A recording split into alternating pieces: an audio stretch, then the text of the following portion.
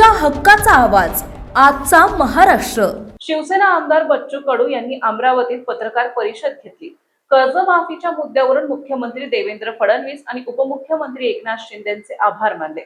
यावेळी दिवंगत अजित पवार यांचेही बच्चू कडू यांनी आभार मानले, तर एकनाथ शिंदे आमच्या मनातील मुख्यमंत्री असल्याचं बच्चू कडू म्हणाले। पाहूया। ते 1.5 वर्ष झाले आपण आंदोलनाला सुरुवात केली। रायगडाला उपोषणाला बसलो, 3 दिवस तिथे उपोषणाला बसलो। नंतर मुख्यमंत्री महोदयासोबत बैठक झाली आणि त्यानंतर पुन्हा सातत्यानं आम्ही टेंबा आंदोलन, रक्तदान शिबिर, मंत्र्यांच्या घरासमोर घेराव आंदोलन आणि त्यानंतर 7 दिवस मोजरीचं उपोषण झालं। पदयात्रा 600-500 किलोमीटर आपण पदयात्रा फिरलो, पायी फिरलो आणि मग नागपूरच्या मोर्चानंतर आपल्याला 30 जून ही तारीख दिल्या गेली होती।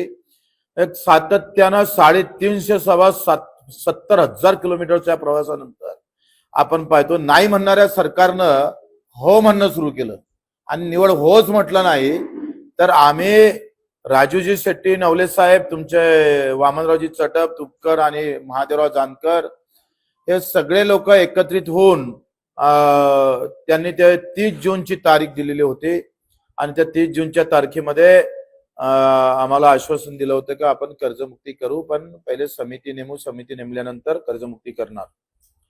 खरं तर हा सगळ्या शेतकऱ्यांच्या कार्यकर्त्याच्या लढ्यामुळे ते शक्य झालं। 2029 ला कदाचित ते कर्जमाफी न भेटणारी आम्ही ते मिळवून दिली लोकांना, शेतकऱ्यांना।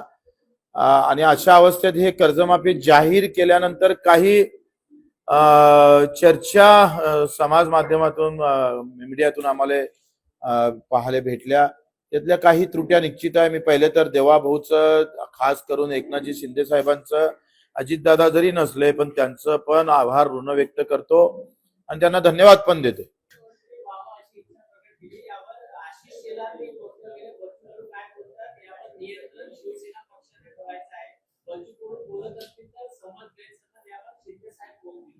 माझं काय म्हणणं आहे का शिवसैनिक म्हणून आम्ही शिंदे साहेबालाच मुख्यमंत्री, आम्ही काय MIM व्हावा असं म्हणून का, काँग्रेसचा मुख्यमंत्री व्हावा असं म्हणा?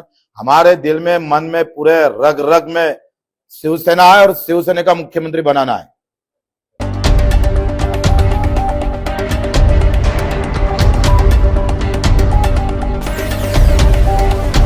तुमच्या हक्काचा आवाज आजचा महाराष्ट्र।